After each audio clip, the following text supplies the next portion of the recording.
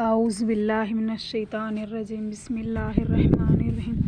قابل اور حابل حضرت آدم علیہ السلام کے دو بیٹے تھے۔ دونوں کے درمیان ایک بات کو لے کر جھگڑا ہو گیا۔ قابل نے حابل کو قتل کر ڈالا۔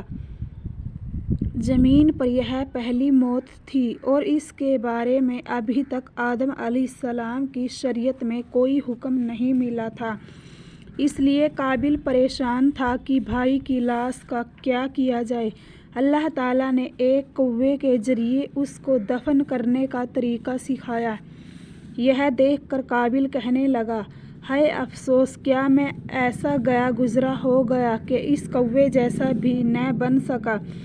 پھر اس نے اپنے بھائی کو دفن کر دیا۔ یہی سے دفن کرنے کا طریقہ چلا آ رہا ہے۔ حضور صلی اللہ علیہ وسلم نے قابل کے متعلق فرمایا، دنیا میں جب بھی کوئی شخص ظلماً قتل کیا جاتا ہے تو اس کا گناہ حضرت آدم علیہ السلام کے بیٹے قابل کو ضرور ملتا ہے، اس لیے کہ وہ پہلا شخص ہے جس نے ظالمانہ قتل کی ابتدا کی اور یہ ناپاک طریقہ جاری کیا۔ اسی لیے انسان کو اپنی زندگی میں کسی گناہ کی اجازت نہیں تاکہ بعد میں اس گناہ کے کرنے والوں کا بوال اس کے سر نہ آئے۔ السلام علیکم ورحمۃ اللہ وبرکاتہ۔